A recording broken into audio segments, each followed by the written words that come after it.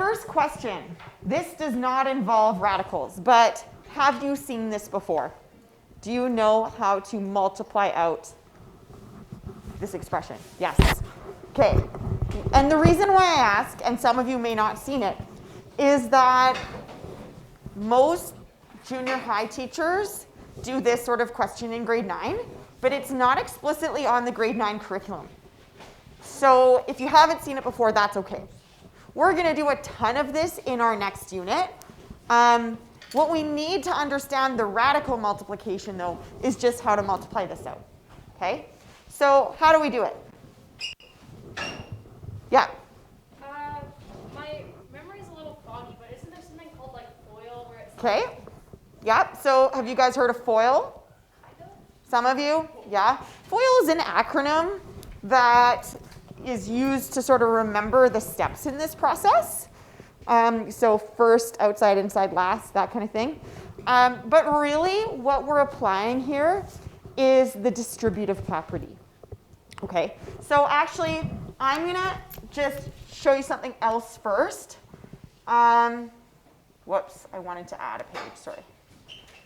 Because we're going to talk about this anyway, so why not talk about it now? Okay, if I say, let's say I take something like, I don't know, give me a 2-digit number. 24. What's that? 23. 23. And another one? 13. 13? 24? Okay, it's funny.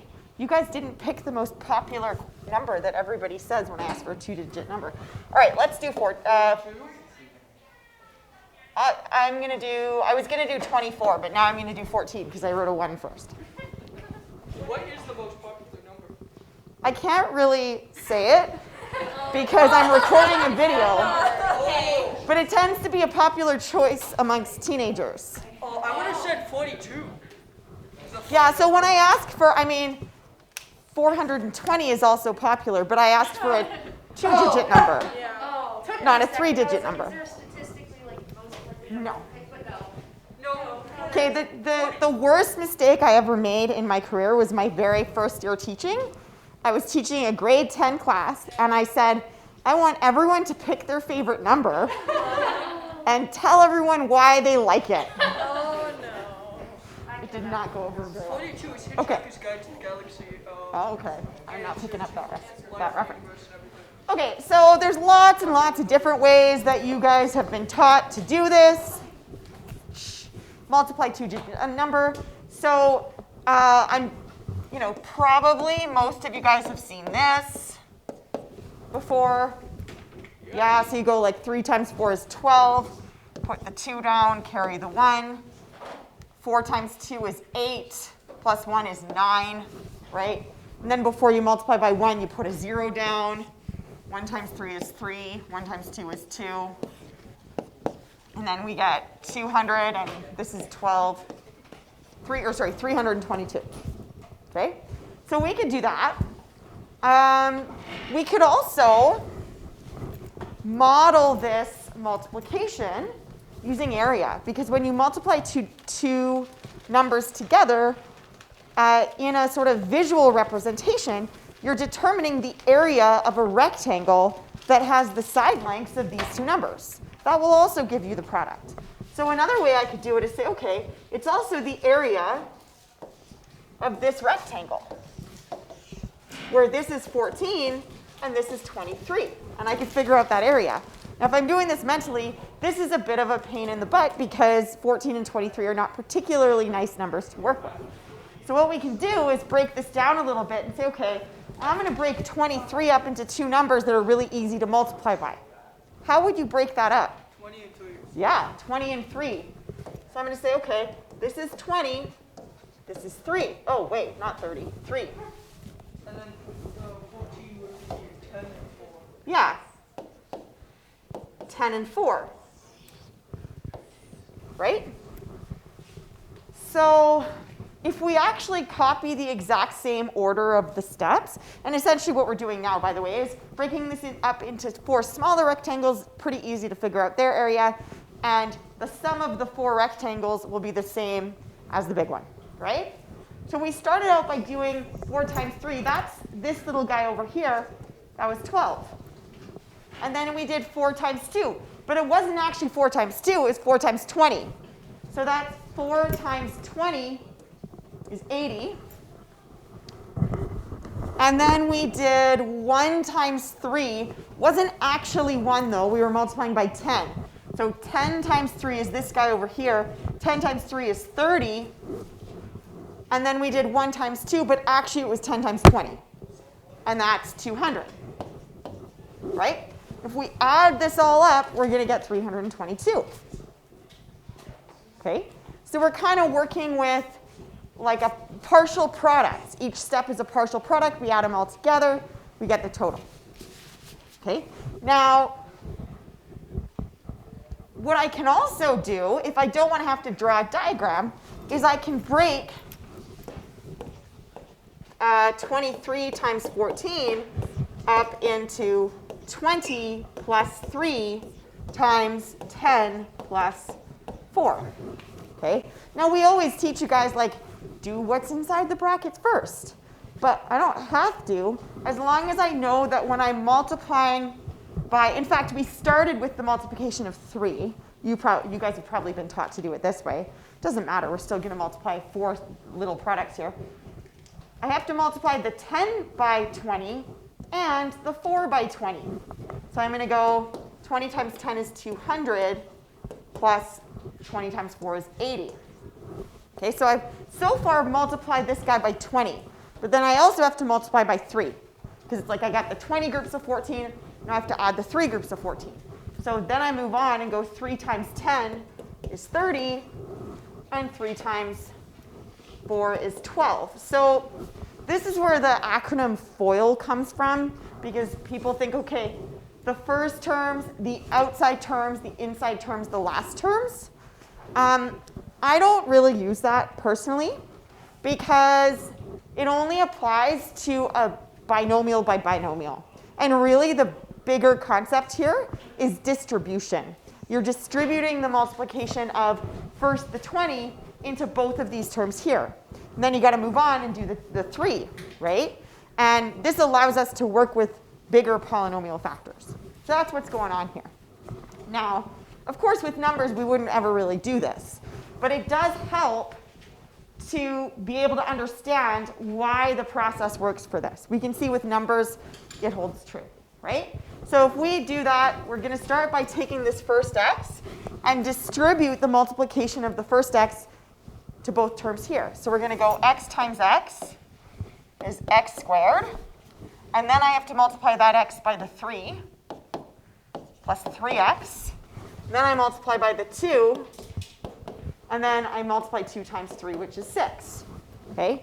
And in this polynomial, we now have some like terms. And so we can simplify it a little bit. Because 3x and 2x is 5x plus 6. Okay? So most students in grade 10 have seen this before. But if you haven't, that's OK. And we're going to do this and more complicated polynomial products, right? Multiplying polynomials together in our next unit. Okay?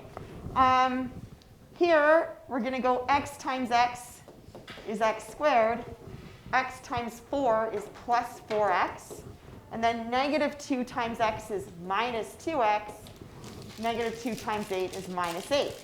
And then again, typically, the middle terms in the expansion are like. So 4x minus 2x is 2x minus 8. Okay? So we're going to use this same idea to try and multiply numbers where we have the sum of a number and a radical together. And we'll see what happens. Okay? So if I start by multiplying out the 5, I'm going to have 5 times 4 is 20. And then 5 times root 3, well, I can't really do anything there except write 5 root 3. I'm taking 5 groups of root 3. And then I take this guy and go root 3 times 4 is 4 groups of root 3. And then what happens here? The square root of 3 times the square root of 3. Square root of 6? No.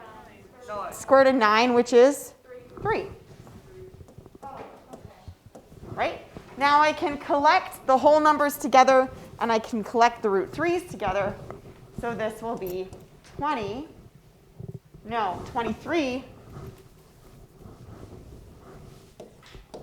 plus 9 root 3.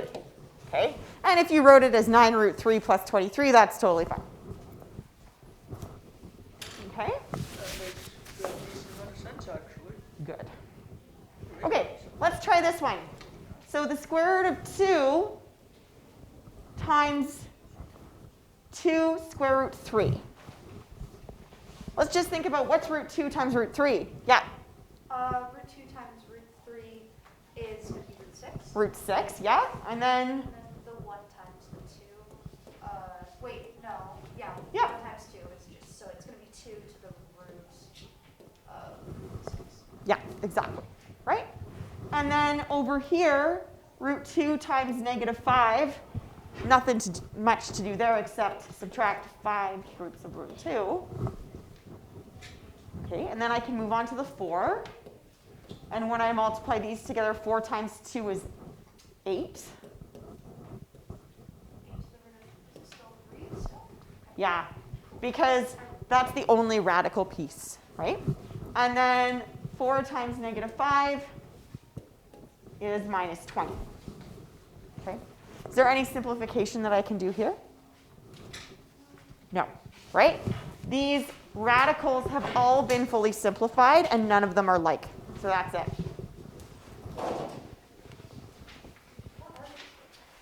This is on page 7. Okay, let's look at this one. Root 7 plus 2 root 3 times root 7 minus 2 root 3. Okay, so we'll start with root 7 times root 7. What would that be? 49. The square root of 49, which is 7. So if you want to go straight to the 7, that's fine. I'm going to sort of write the middle steps in as well. Okay, and then root 7 times negative 2 root 3.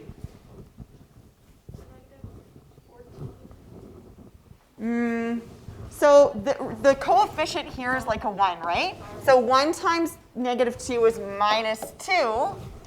And then 7 times 3 is 21, root 21. Okay? And now we have 2 root 3 times root 7. What will that be? Yeah, plus 2 root 21. Okay, that's this piece. And then 2 root 3 times negative 2 root 3. So first it's going to be negative, right? What's 2 times 2? 4. And root 3 times root 3? 9. Root 9. Or 3, right? Yes. And Or 4 times 3. okay, so Right? So we're going to simplify this a little more in a second. So is there anything that we can simplify here? Yes? Not only do we have the base of 21 Uh-huh. with a index of 2. Yep. Both of them have the index of 2, though they're not there. Mm-hmm. And then we also got the 9, which can be square rooted to 3. Right. Okay. So this we can write as 7. Right? This we can write as 4 times 3. Tell me about how this would simplify.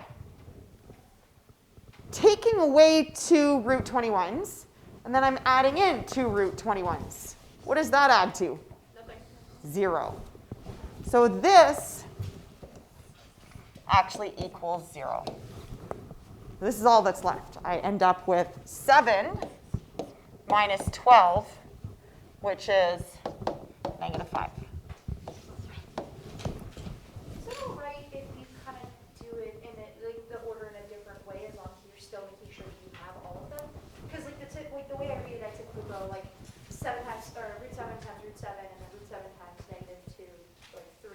Mhm. Go. Yeah. Is that all Yeah. right?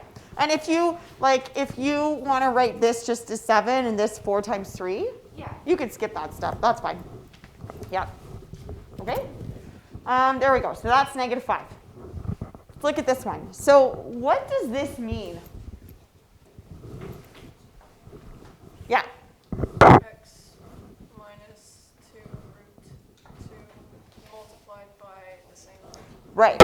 It means I take this bracket and I multiply it by itself. Okay? The biggest mistake that people make with this kind of question is they try and start to distribute this in. And they'll say it's x squared minus 2. That is not true, because we can only do that when this is a product. This is not a product. I'm subtracting. Okay? So I need to expand this and then go through the same process that we've already been doing. Yeah? Why doesn't the exponent like remove the root? Okay, well, it will in one of the products, Yeah. right? It will, but let's see what happens, because it's still going to be there. I'm just confused why we can't write x squared minus 2. Okay, why can't we write x squared minus 2? So the best way of explaining why is to take a numerical example. So let's say I have 10 plus 2 squared, right? If we could do that, we'd be saying that this is equal to 10 squared plus 2 squared. Okay? That's 100 plus 4, which is 104. Okay? Is that true? No, because this is actually 12 squared. And 12 squared is 144. So this doesn't work.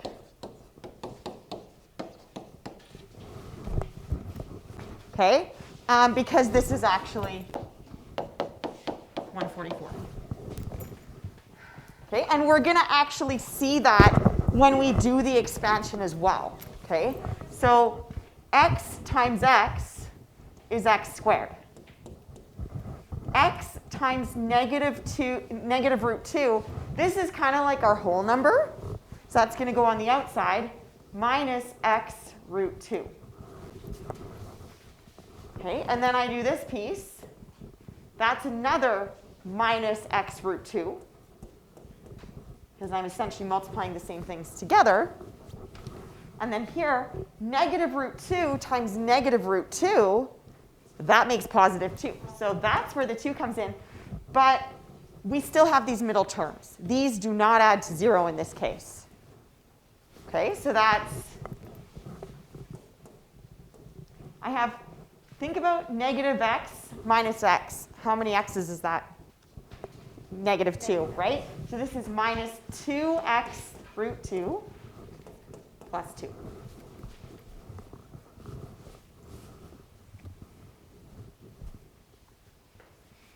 And that's all we can do. I don't remember, I could be like imagining things, but when you are getting into polynomials, binomials, is there a way that you have to order your final answer in order for it to be correct, or as long as you have all? No, that's a good question. So I'm just going to repeat it. The question was, is there a specific way that you need to order the terms in your polynomial? Yeah. So it's not such a simple answer. The answer ultimately is no. Yeah. You can put them in any order as long as you don't start switching around positive and negative coefficients, right?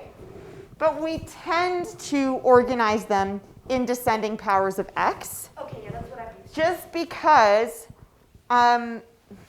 it usually tells us information about our polynomial and will help us get to the next step, right? But no, you don't have to. It's still correct if you don't. Okay? All right, this guy. 3 root 2 plus 4 root 5 times 3 root 2 minus 4 root 5. Okay, so let's start by doing this times this. So 3 root 2 times 3 root 2. What's the 3 times 3 part? 9. And the root 2 times root 2? Root 4 or 2. Okay? Now we're going to move on here. So 3 times negative 4 is negative 12. 2 times 5 is root 10.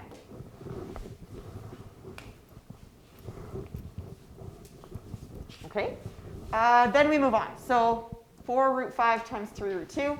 4 times 3 is plus 12. 5 times, root 5 times root 2 is root 10. Okay, and then here, 4 times negative 4 is negative 16, so minus 16. And root 5 times root 5? Root 25 or 5.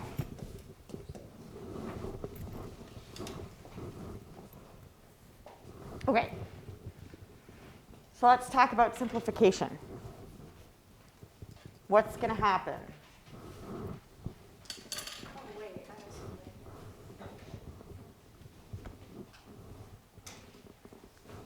Yeah? Minus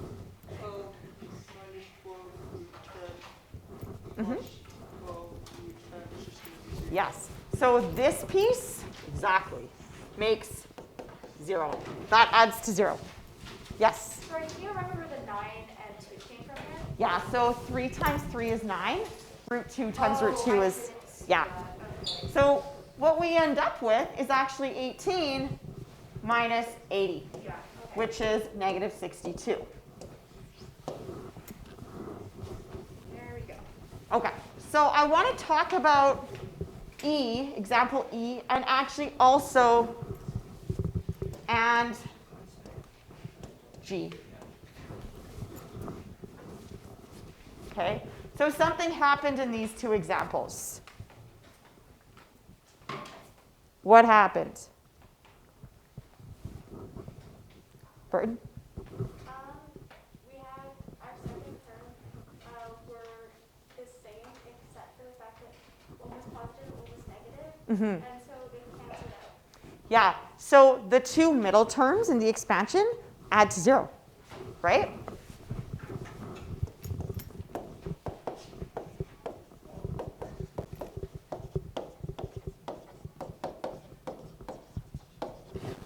Okay, and what that actually accomplished was I took two irrational numbers and multiplied them together, and I ended up with a rational number, right? If you look at each of these factors, root 7 plus 2 root 3, that's an irrational number. And root 7 minus 2 root 3 is also irrational. Yet when I multiplied those two irrational numbers together, I got something rational. Okay? And the same thing happens in the second one, right? Both of the individual factors are irrational, and we end up with a rational number. Okay? Now, this happens to be a very useful little trick.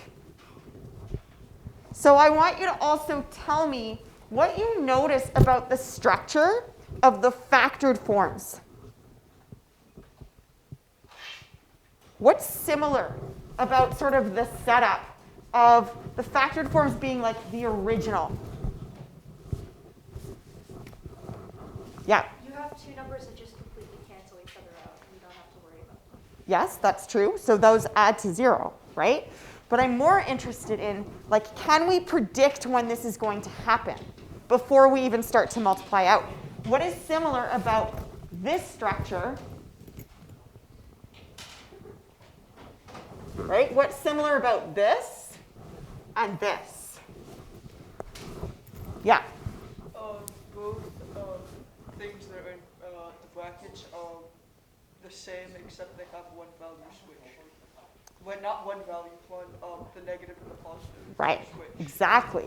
So what's similar about these two is that if you look at the first term and the second term in each of the original binomials, it's the same.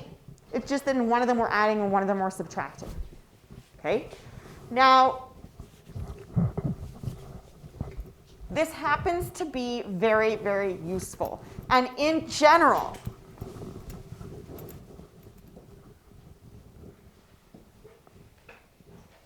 okay? when you have something that looks like this, square root of a plus the square root of b times the square root of a minus the square root of b,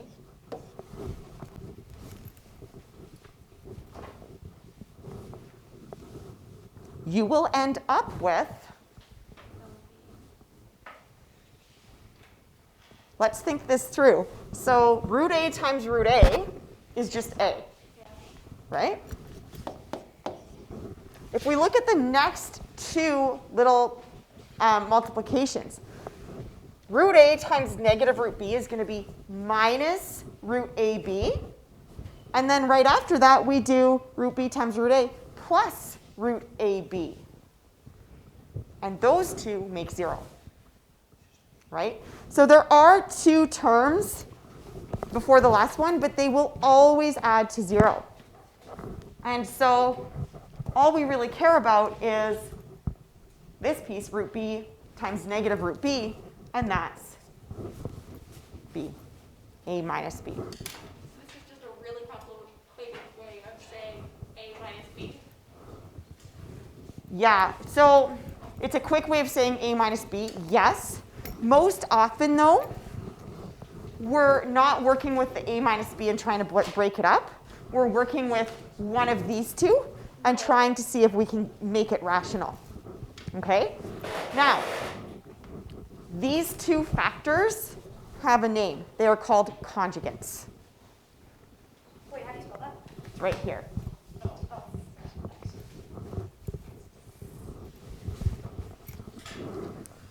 And in general, if you take sort of a binomial setup with a radical piece to it, and you multiply that by the conjugate, you will end up with a rational value.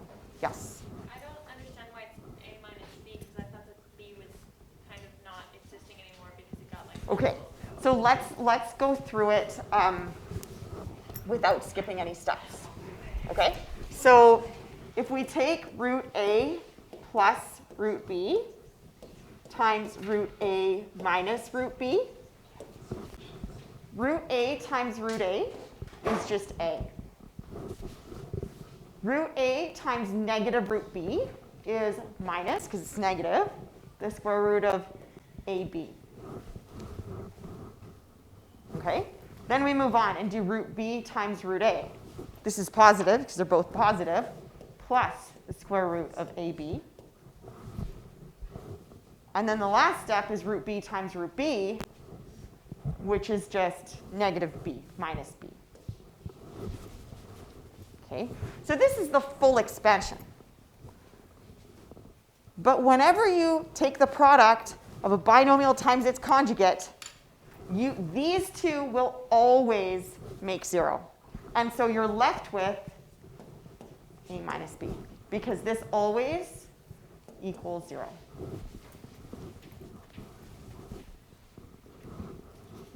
Okay?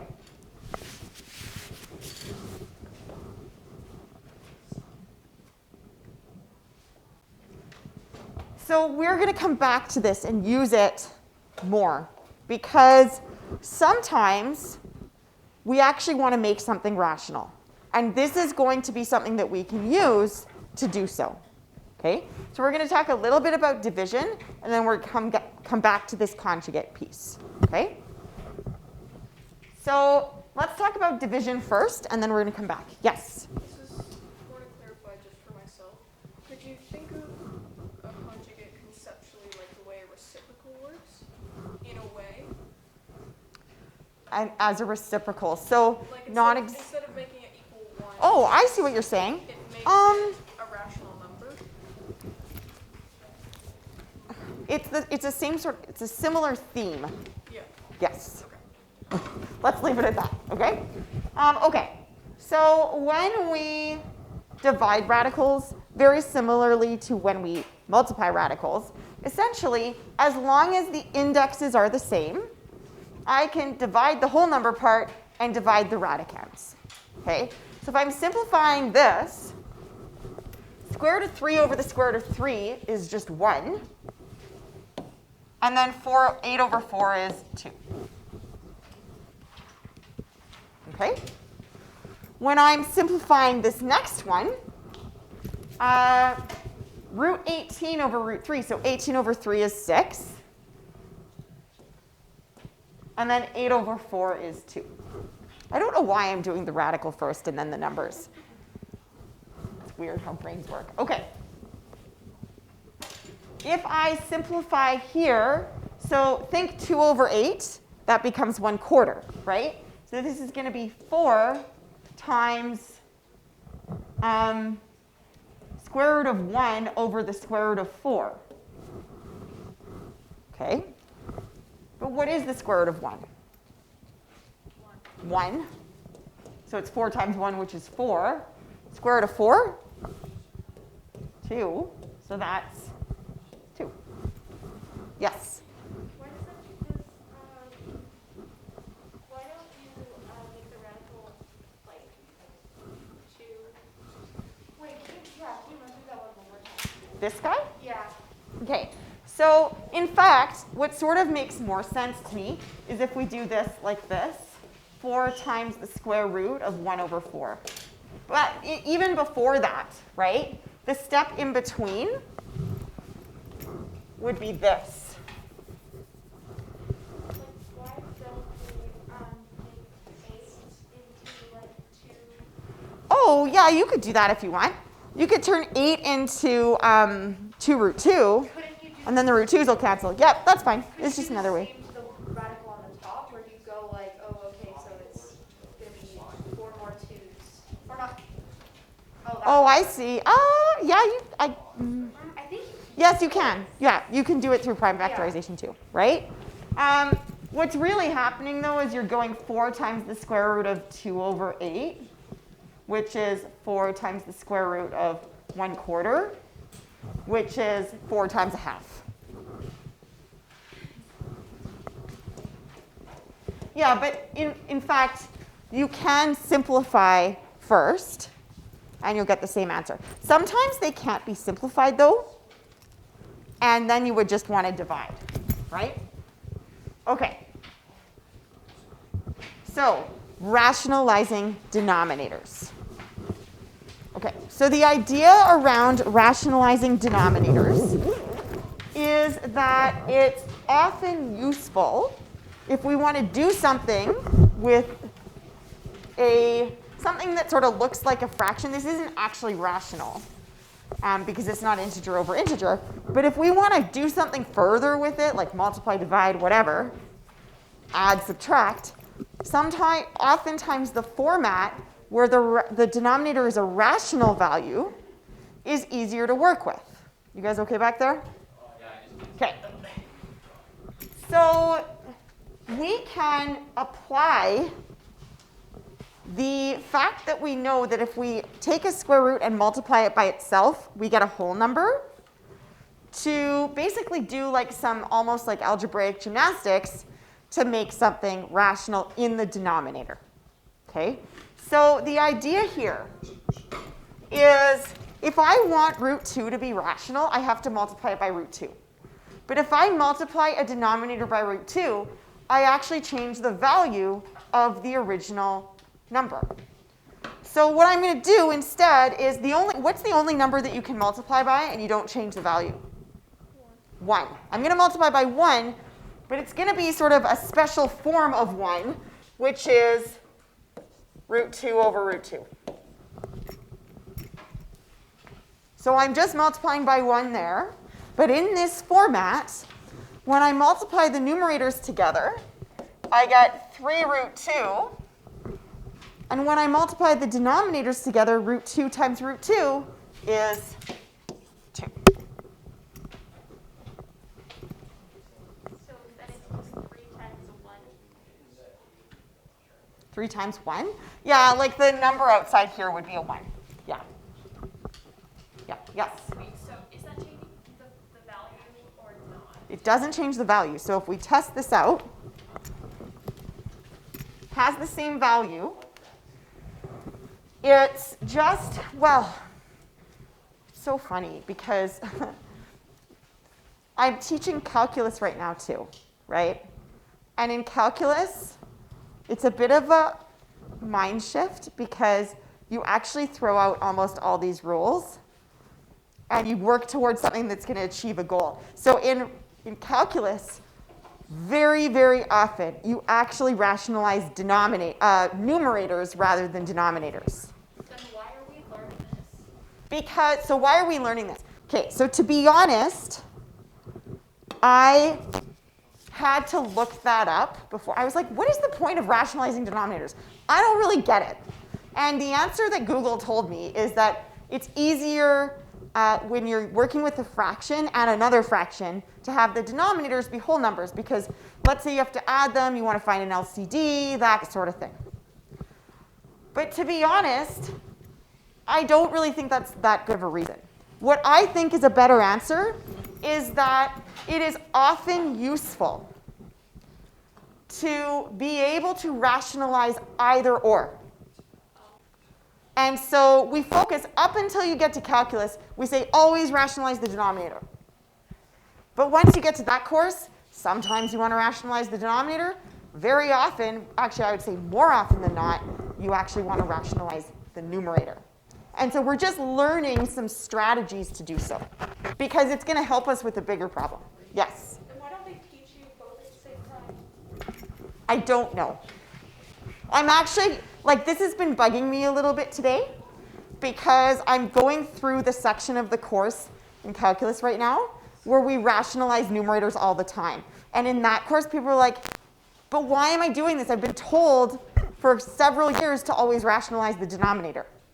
So I don't know why we say always rationalize the denominator. I'm going to look more into it and see if I can find a better reason. But you may have to just be satisfied with the answer is that it's on the curriculum. I don't know, right? But the point that I wanted to make is that if you go 3 divided by the square root of 2, you get this, okay? If you go 3 square root 2 divided by 2, you get the same thing. They have the same value. Okay? So it's all mathematically sound, right? It's just like, it's really hard to explain right now why, because I can see why, I know why we do this, particularly in terms of rationalizing either or. But you guys need a lot more pre-knowledge to be able to see why as well, okay? So you gotta trust me that it will be a very handy little technique, okay? All right, so if we want to rationalize this guy, okay, what do we need to multiply by? Root 3 over root 3, right? Okay, now what that's going to give us is, in the numerator, 18 root 3 over in the denominator, 5 times 3, which is 15. Yes? I'm sorry, I got really lost. I'm still kind of confused on the first question. Okay. So I don't get why you just got rid of the 3 at first. Or, got rid of the 3? yeah, because it just says for the second step, you just 2 over root 2 over root 2. Oh, there's a dot between it, so it means they're times each other. Yeah, so I'm taking this, I'm multiplying it by 1. So numerators multiplied together. 3 times the square root of 2 is 3 root 2. And then root 2 times root 2 is 2. But wait, why do you multiply the roots again, sorry? Because my goal is to make this rational. So what do I need to multiply this to make it a rational number? I need to multiply it by itself. So you're not trying to preserve the same number at this point. It is equal. These are equal to one another because Wait, going from here to here, all I've done is multiply by 1. It just looks different. Now what essentially happens is that the irrational part is now in the numerator instead of in the denominator. And that's maybe, okay, so that's maybe a better way of describing it. Irrational is always going to be irrational. But sometimes the irrational part's in the denominator, and it's preferable to have the irrational part in the numerator. And sometimes the irrational part's in the numerator, and it's preferable to have that in the denominator. And you just do mental gymnastics to get it there. This is really cool. Oh, so. That's it. I'm This glad is you really think so. cool. Okay, we have to keep going here because 18 over 15 is 6 over 5.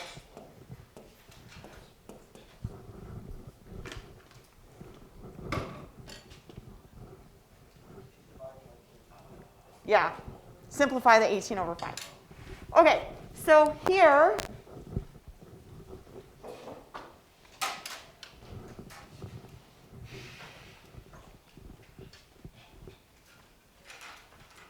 okay, we can start by dividing both of these by 2 if we want, because that'll make that simpler anyway, right? So root 6 over root 10 is the same as root 3 over root 5. So I'm going to make this 3 root 3 over 4 root 5. Why don't we divide the numerators into You could, but 3 over 4 is simplified. not numerator? Oh my gosh, the coefficient. There we go. Why do we not divide it? Yeah, like why? wouldn't that So change really, the number? really what this is it's 3 over 4 times root 6 over root 10. So you need to think of them as two separate things, Yeah. even though they're shown together. Yeah. So you can divide the whole numbers and you can divide the radicals. But they don't affect each other. Right. Sometimes you can simplify both of them. Sometimes you can only simplify one of them. Okay? All right. Now, in this case, where does the irrational part lie? Both. But what do we want to be rational? Denominator. So we got to focus in on that. What do we need to multiply that by to make it rational? Root 5. Root 5 over root 5. Okay, so this is going to end up being 3 times the square root of 15 over 4 times 5, because root 5 times root 5 is 5, and that's 3 root 15 over 20.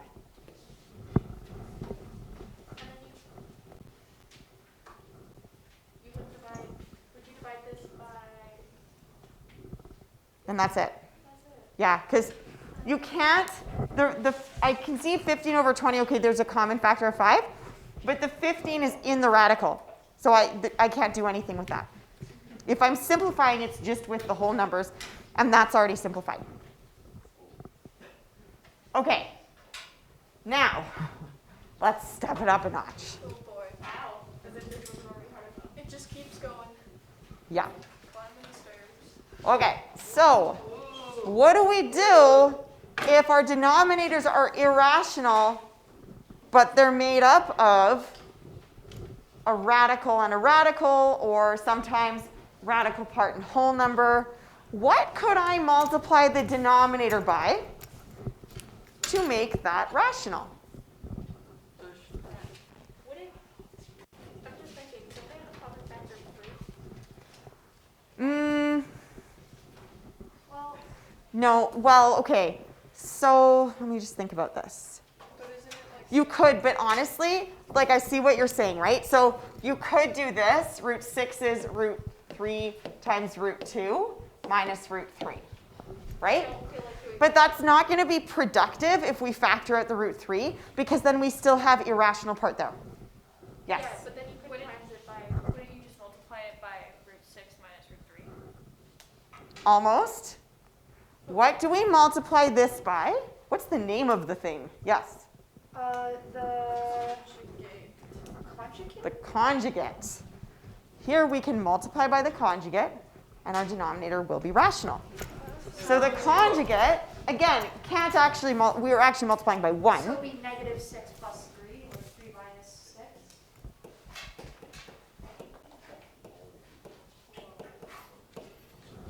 Wouldn't you have, because you have a negative or a minus 3, wouldn't the 3 be positive and 6 be negative if you want to cancel it out?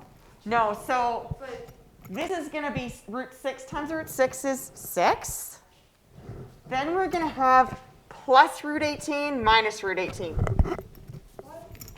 Right? just change the value or the integer value of the second number. Yeah, so instead of addition, or if you have subtraction, you're going to make it addition. If you have addition, you're going to make it subtraction. But the first number isn't changed at all. Correct. Neither of the two numbers inside, like think of it sort of like a binomial, change, just the sign changes. Does it then become 6 times 3? No, it becomes 6 minus 3, Because the A, B thing, A minus B thing. right? So remember,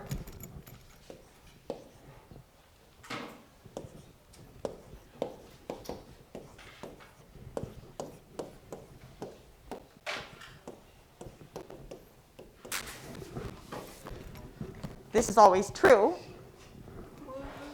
because when you multiply out the two middle pieces, they always add to 0. So you're only left with the first times the first and the last times the last, because the middle two make 0.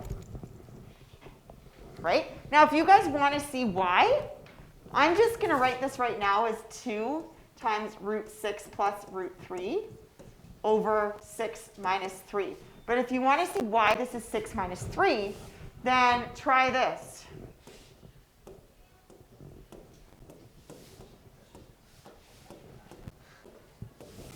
Okay, so root 6 times root 6 is 6. Root 6 times root 3 is plus the square root of 18. Negative root 3 times root 6 is minus the square root of 18. And then root 3 times root 3, and this one's negative actually, so we have to subtract 3. Right? And if you multiply by the conjugate, you will always have the case where the two middle terms make 0. So if you could pick up on that, you don't have to go through the whole expansion. You can just be like, oh, I know that it's just going to be this times this minus this times this. Okay, now the final answer is 2 times root 6 plus root 3 over 3. That's it.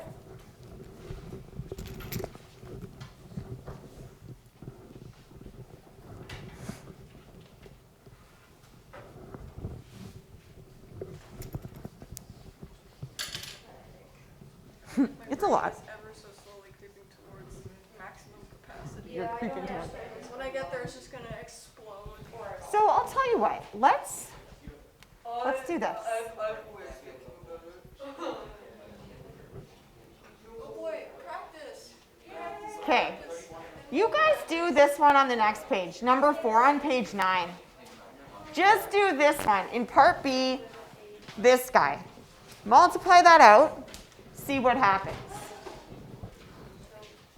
Can we avoid some steps and just do the thing? That's all we hear. Oh, yeah.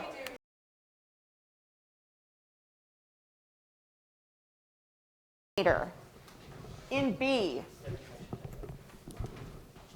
I want my denominator to be rational. What do I need to do to make this rational? Multiply by the conjugate. And what is the conjugate of 2 root 5 minus 1? That over itself, except it's plus 1. Right, you put a plus instead of a minus, right? So I have to multiply that by 2 root 5 plus 1 over 2 root 5 plus 1 so that I'm actually preserving the value of that number. Okay, because I'm just multiplying by 1. Okay, now in my denominator, if you know that what is actually going to happen is you're going to get this minus that, then just cut to the chase, right? If you're still having trouble with that, though, practice expanding everything out, and you'll see that that's what happens, okay? So I'm going to sort of cut to the chase, because I think a lot of you guys are already getting there. I know because of this structure, this is going to be 2 root 5 times 2 root 5. 2 root 5 is 4 root 25. I saw a lot of you guys doing this. This is not a bad idea, right? That's fine. And then minus 1 times 1 is minus 1. So that's my denominator. Okay? In my numerator, so I know in the last one I kind of kept it factored. I didn't distribute that 2 in. And to be honest, you could do it either way. If you wanted to write this as 2 root 6 plus 2 root 3, that's fine too. But I would probably do it here because when I multiply these two things together, the first two, I'm going to get something rational. Right? So if I distribute in here, I'm going to get 2 root 5 times 2 root 5 is again 4 root 25. And then plus 2 root 5 times 1 is 2 root 5. Okay? Now when I clean this up a little bit,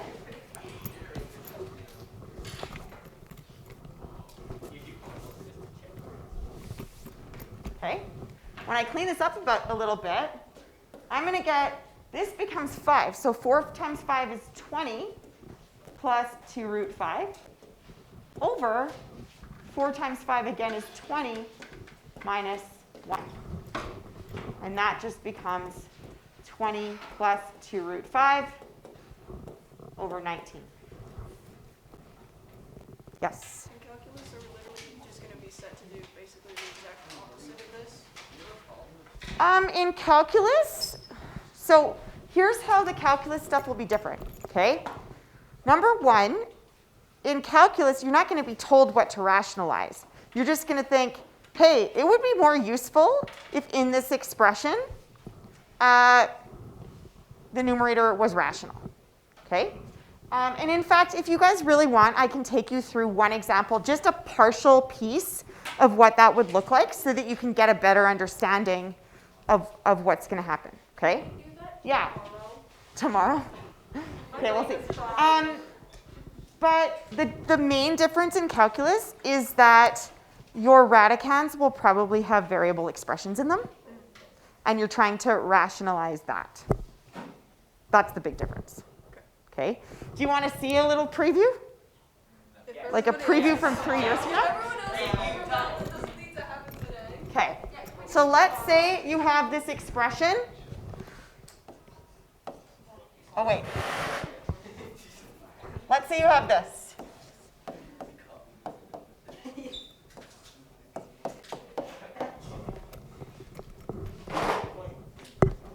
Okay. Let's say I wanted to guys. Let's say I wanted to sub a 4 in for x. What would happen? It'd be 2 plus 2 divided by nothing, Divided by nothing. Divided by 0. meaning 1. Ooh. So 2 plus 2 is 4 over 0. Uh-oh. Can we divide by 0? No, we can't. So in a calculus class, what we might do is we might multiply by the conjugate here and just see what happens. So if I multiply this by root x minus 2 over root x minus 2, okay, then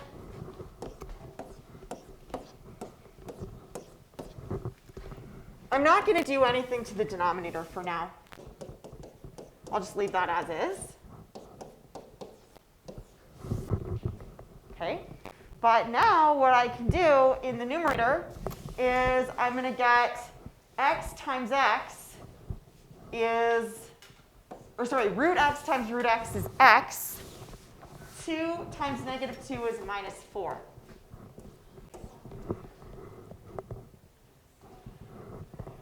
And now these can cancel. And you're left with 1 over the square root of x minus 2.